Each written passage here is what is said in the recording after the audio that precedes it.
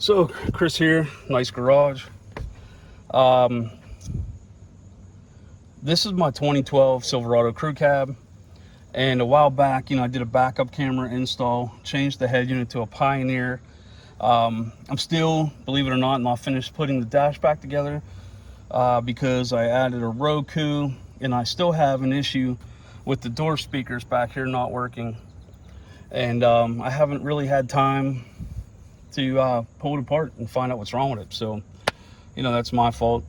Just super busy with kids and family and work and side work and everything else. So anyway, I had put when I did the backup camera, I had put a subwoofer. I wired the truck with an amp kit, and I used one of those Pioneer subwoofers like I have in my car. And I had it under the seat, and it really didn't fit right. And to be honest with you, I think this truck has terrible acoustics because it really didn't sound good either. So at one point, I picked up this Sound Ordinance. It's a little 6.5 inch sub, I believe. I don't think that's an 8. I can't remember, to be honest with you. It's a powered sub. It sat under the seat for a while, and it just isn't to my liking. Again, it's not enough bass. I gotta watch how much bass that I have, just because I have damaged ears as it is. So this was the amp, this MTX amp that I was powering. It's a Thunder 501.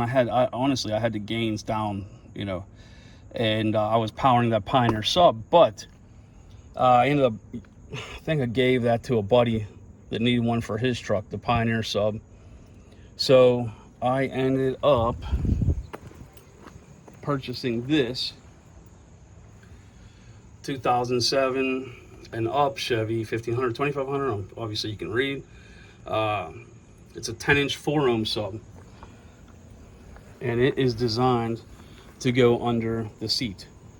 So we're going to swap this out and see how much of a difference it actually is going to make, if any. But I picked this up at Crutchfield last week, and we're going to swap it out. So first things first, sorry, I know it's dirty under this hood, but I'm going to take the fuse out. So I got to disconnect the power wire from the amp and everything else. This is only an 8-inch wire. I mean, 8 gauge wire that I ran back there because I'm not really running too much, and I don't plan on upgrading. It's plenty for me. So I'm gonna pull the fuse out, and then we'll get swapping the amp. One of the things I had to do when I switched from the MTX amp to this little powered subwoofer is I had to crimp ends on the wire, and as you can see, I'm gonna take those off, and I am going to then cut the wire back, strip it back a little bit, and then put it in the new amp, which has screw down terminals. All right, guys, we have the sub in, we have the amp wired. I was fiddling with the settings on it, and my son's trying to find, say hi to Cool Train.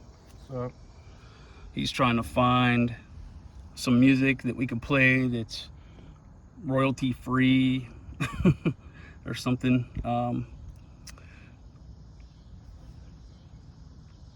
You find something yet? No, not yet. Hey guys, I'm gonna end this video right here.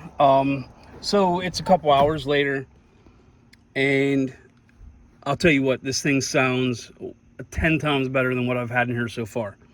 So the MTX amp, the little amp there, it's a 501, and then this is the MTX 10-inch subwoofer enclosure. I'm still playing around with the settings. I know the sub needs broken in also, so I wasn't really, pushing it. Not that I want to push it anyway, but yeah, major improvement over what was in here. So we will, one of these days, I'm going to get these new door speakers, and I have all new speakers for inside the truck. They're Polk DBs. I actually got him at Thanksgiving last year, so you know, that's how I roll. But anyway, if anybody has any comments or suggestions, you know, please leave them, and I'll see you on the next video. Thanks.